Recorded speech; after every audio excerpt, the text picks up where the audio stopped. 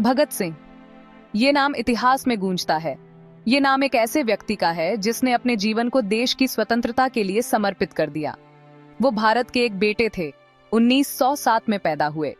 उनका जन्म एक ऐसे समय में हुआ जब देश गुलामी की जंजीरों में जकड़ा हुआ था। उनका परिवार सिख था, जो अपनी बहादुरी और देशभक्ति के लिए जाने जाते हैं।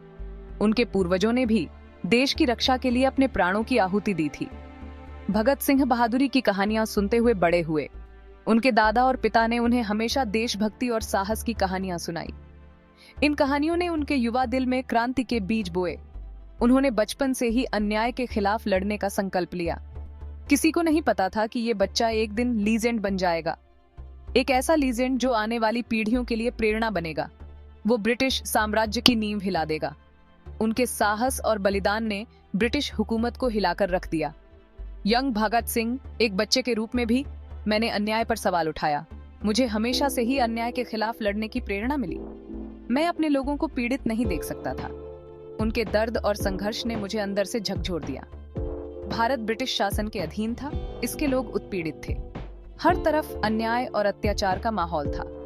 मैंने एक स्वतंत्र भारत का सपना देखा, एक ऐसा भारत जहां हर कोई स्वतंत्रता और सम्मान के साथ जी सके।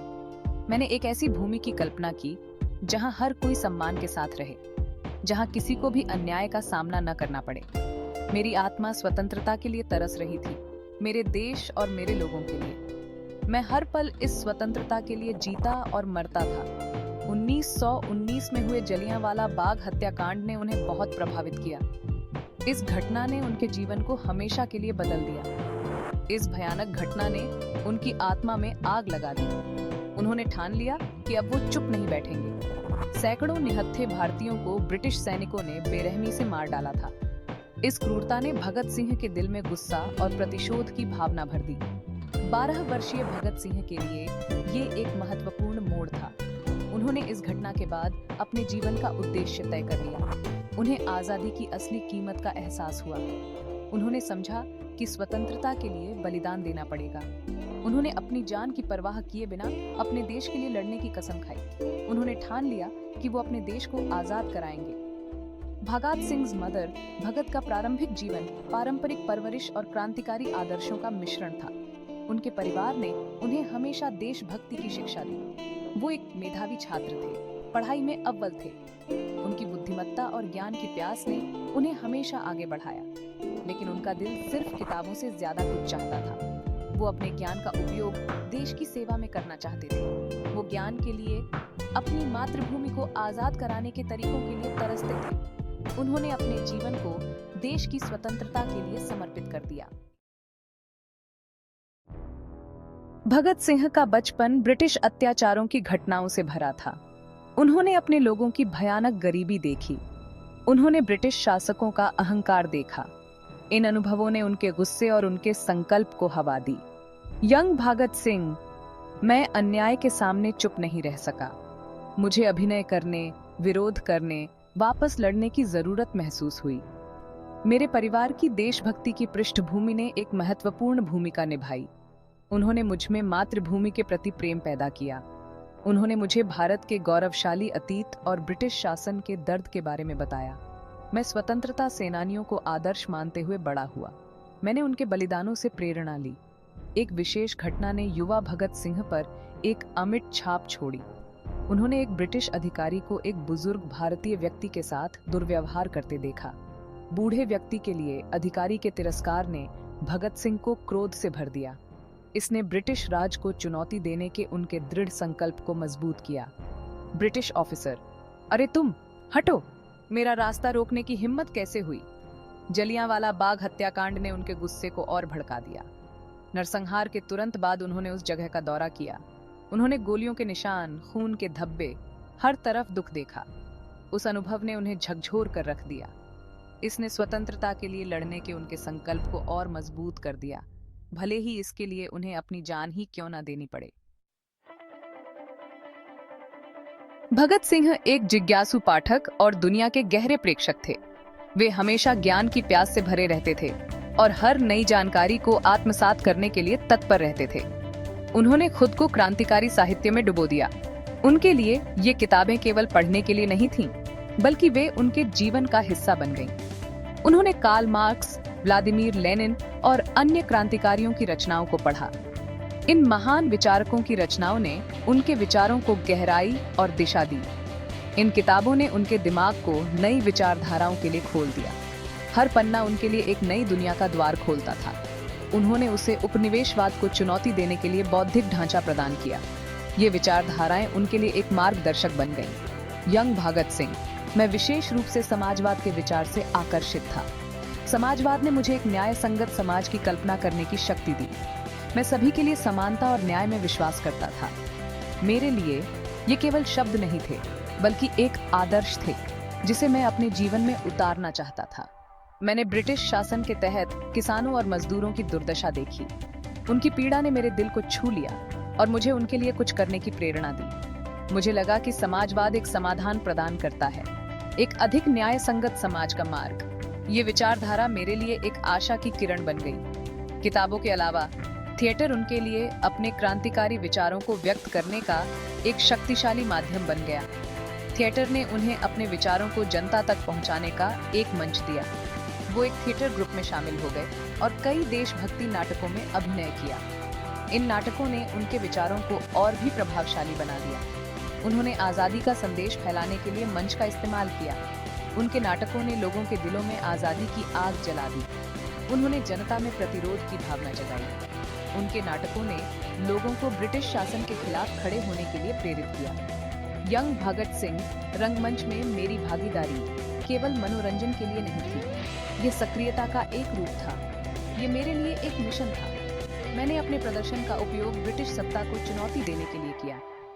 हर संवाद, हर दृश्य एक प्रतिरोध का प्रतीक था। मैंने संवादों में प्रतिरोध के संदेशों को बड़ी ही सूक्ष्मता से बुना। हर शब्द में एक गहरा अर्थ छिपा था। मेरे नाटक उन लोगों के लिए प्रेरणा स्रोत बन गए जो एक स्वतंत्र भारत के मेरे सपने को साझा करते थे। ये नाटक लोगों के दिलों में आज़ादी की लौ जलाते थे। अपने पठन और नाट्य गतिविधियों के माध्यम से भगत सिंह ने एक लेखक और वक्ता के रूप में अपने कौशल का सम्मान किया। उन्होंने अपने विचारों को शब्दों और अभिनय के माध्यम से व्यक्त करना सीखा। उन्होंने अखबारों और पत्रिकाओं के लिए लेख लिखना शुरू कर दिया। उनके लेखों ने लोगों को जागरूक किया और उन्हें सोचने पर मजबूर किया। उन्होंने अपने शब्दों का इस्तेमाल ब्रिटिश शासन की बुराइयों को उजागर करने के लिए किया। उनके लेखों ने ब्रिटिश शासन की क्रूरता को बेनकाब किया। उन्होंने लोगों को आज़ादी के लिए एकजुट किया। उनके शब्द और उनके नाटक लोगों को एकजुट करने का माध्यम बने। वो वंचितों की आवाज़, शोषितों के लिए आशा की किरण बन गए। उनके विचार और उनके कार्य आज भी हमें प्रेरित करते हैं। जैसे जैसे भगत सिंह बड़े होते गए, भारत की आज़ादी के प्रति उनकी प्रतिबद्धता तेज होती गई। बचपन से ही उन्होंने अपने परिवार और समाज में ब्रिटिश शासन के खिलाफ गुस्सा और असंतोष देखा था। उन्होंने महसूस किया कि शांतिपूर्ण विरोध प्रदर्शन पर्याप्त नहीं थे। उन्होंने देखा कि कैसे ब्रिटिश सरकार ने बार बार भारतीयों की आवाज को दबाने की कोशिश की। ब्रिटिश राज आसानी से नियंत्रण नहीं छोड़ेगा। उन्होंने महसूस किया कि केवल भाषण और प्रदर्शन से कुछ नहीं होगा। उनका मानना था कि स्वतंत्रता प्राप्ति के लिए सशस्त्र क्रांति आवश्यक है। उन्होंने अपने विचारों को और मजबूत किया और अपने साथियों के साथ मिलकर योजनाएं बनाईं। ओल्डर भगत सिंह, मैं हिंदुस्तान रिपब्लिकन एसोसिएशन में शामिल हो गया। यह संगठन मेरे विचारों के अनुरूप था और मुझे लगा कि यह सही मंच है। यह ब्रिटिश शासन को उखाड़ फेंकने के लिए प्रतिबद्ध एक क्रांतिकारी संगठन था। यहाँ मुझे अपने जैसे ही विचारों वाले लोग मिले जो देश की आज़ादी के लिए कुछ भी करने को तैयार थे। HRA के भीतर मुझे अपने जैसे ही विचारों वाले लोग मिले। हम सभी का एक ही लक्ष्य था, भारत को स्वतंत्र कराना। हमने मिलकर ब्रिटिश सरकार के खिलाफ साहसिक कार्य करने की योजना बनाई। हम जानते थे कि यह आसान नहीं होगा, लेकिन हम तैयार थे। भगत सिंह फ्रेंड भगत के साहस और करिश्मे ने लोगों को अपनी ओर खींचा। उनके विचार और उनके कार्य दोनों ही प्रेरणादायक थे। वो जोखिम लेने से नहीं डरते थे। उनके अंदर एक अदम्य साहस था जो उन्हें सबसे अलग बनाता था। वो सिर्फ बातों में नहीं, बल्कि काम में विश्वास करते थे। उनके लिए हर एक कदम महत्वपूर्ण था। उन्होंने अपने अटूट समर्पण से हमें प्रेरित किया।